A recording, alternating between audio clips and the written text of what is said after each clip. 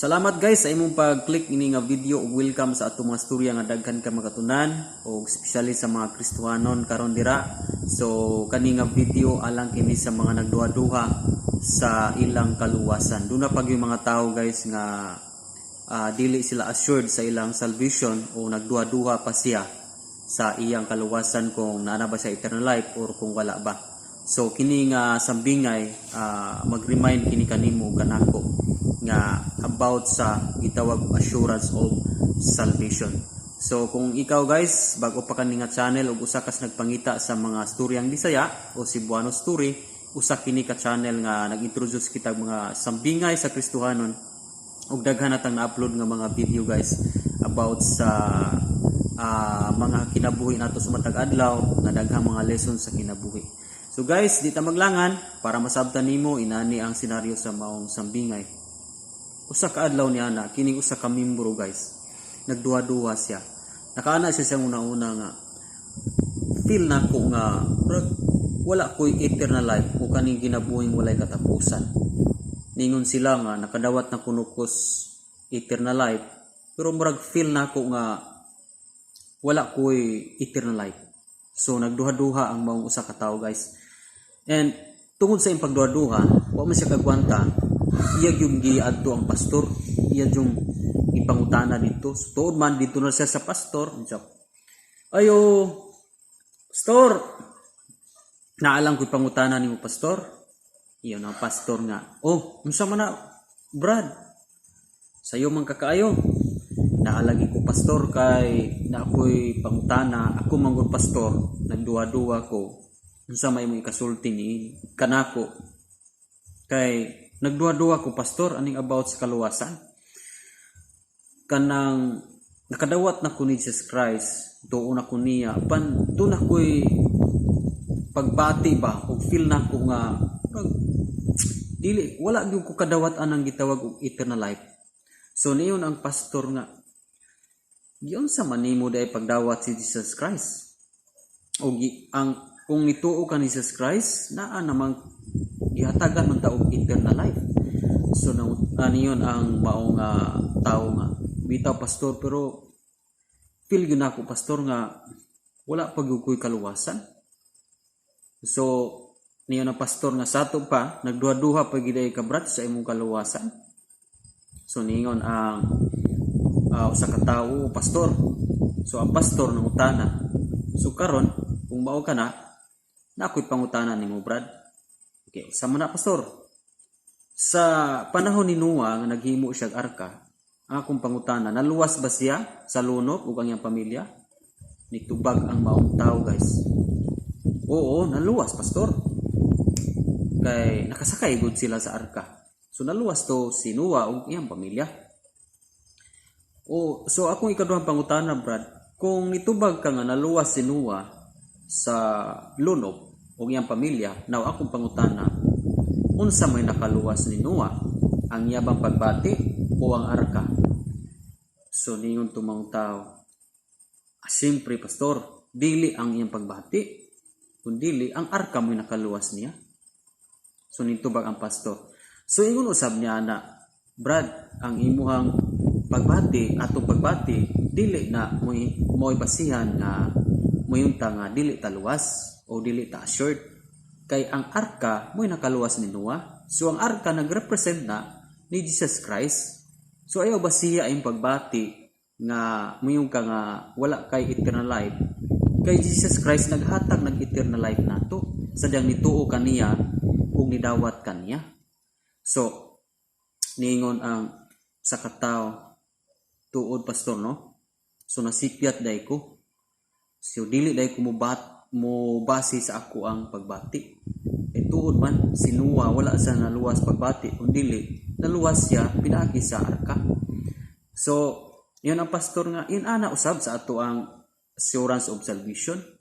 No, wala ni kini nakabase sa ato ang kaugalingon kundi nakabase kini sa arka na nagrepresent nga mao si Ginoong Hesukristo. So guys, dinili ta kutob sa atong sambingay. Kini atong sambingay guys alang kini sa mga nagduha-duha pa sa ilang kaluwasan. Now kaning gitawag og assurance of salvation, daghan pa kaayo mga tawo nga nagduha-duha kay matud pa nila nga kining tawo nga mintras buhi pa makasala pa daw. So yes, of course, kita nga buhi pa, kita mga tao napamanggitaan ning kalibutan o kumanggitakwa, no? Siyempre doon nagi panahon nga makasala ta, masipyat pa ta ba.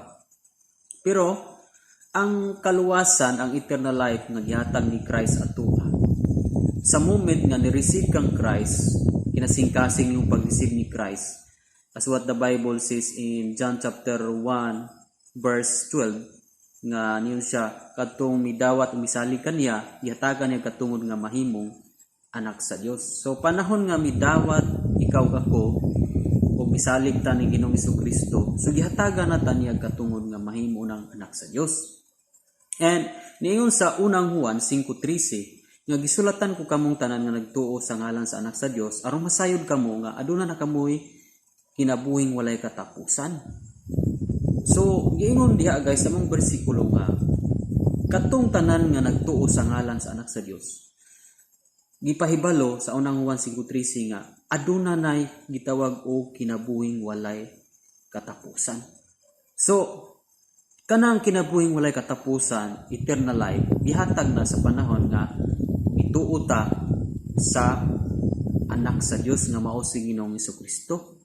So, sa dihang gihatag ng maong eternal life, wala man na siya katapusan, nagpasabot man na siya nga kung makasala ta, kay matud pa mas rasos kadaghanan nganong dili sila assured sa kaluwasan, kay kuno ang tao makasala pa, makabuhat pa og sayop. So munang gihuna-una nila nga kung makabuhat pa og sayop, so posible nga kuwaon sa Ginoo ang kaluwasan. Now, kung imo sabton ang mga bersikulo nga gitawag og eternal life o kinabuhing walay katapusan, di ba? Kanus ang mana gihatag sa Ginoo ng kinabuhing walay katapusan. Gihatag na sa panahon nga mituo ta, di ba? Sama sa katong gilansa nga kauban ni Jesus dito sa cross. Di ba? Gihatagan to niya assurance nga niyon man tong maong tao katong sa pikas niya nga ilid nga niyon nga magtutudlo kung maghari ka na hinumdumi in town ako sa Luke 23. Di ba mabasa ni mo diya? Unya ningon po si Jesus nga karon dayon ikauban ti kas paraiso. So katong maong tawo gihatagan og assurance ni Jesus Christ, dili pinasikad sa ihang binuhatan. Kay katong tawhana wa man gitoy maayong binuhatan. So wala nakapasikad sa ihang binuhatan kay tulisan to, grabe to ka kriminal. Apan gibasihan sa Ginoo nganong nahatagan siya og assurance tungod kay mituo siya sa anak sa Dios nga kauban yang gilansang didto. Diba? So ang assurance guys, sa dihang ang tao mutuo, gihatag ang maong eternal life. Unya kana nga eternal life, wala na nagpasabot nga kung makasala ta, siyempre makasala pa mo kita na pamutan tawahanon, wala na nagpasabot nga maputol ang kaluwasan. Dili siya abot pasabot nga, for example, nakadawat tas eternal life, unya makasala ta, maputol li ay ang eternal life. Dili siya matawag og eternal, dili siya matawag og walay katapusan kung putlon di ay. Mo makasala ta, mawala tong kaluwasan, matud pa sa gituan sa kadaghanan. Unya mo binutan na po ka magbalaan, ibalik na po daw sa Ginoo ang kaluwasan. Mudawat na po ka sa kaluwasan. Unya makasala na po ka, kuhaon na po. Dili inana ang pamagi sa Ginoo nga kuha-kuha o balik-balik ang kaluwasan. Once ra na gihatag sa Ginoo sa tua. Unya, it doesn't mean wala po na sa nagpasabot nga abi kay ang tao nakadawat na sa kaluwasan. Wala sa nagpasabot nga magbuhat na buta og pagpakasala. Kay niyo may po Santiago nga patay po ang pagtuo kung walay maayong binuhatan. So, ang assurance of salvation dapat mo resulta kini og mga maayo pong binuhatan. Kay dili pud pwede nga nagaklaim ka nga ikaw nakadawat sa kaluwasan unya nagpadayon ka sa pagpakasala. So di ba? So usas mga timailhan nga buhi ang imong pagtuo kung niresulta kini og maayong mga binuhatan. Kay faith without works is dead, matud pa sa Santiago.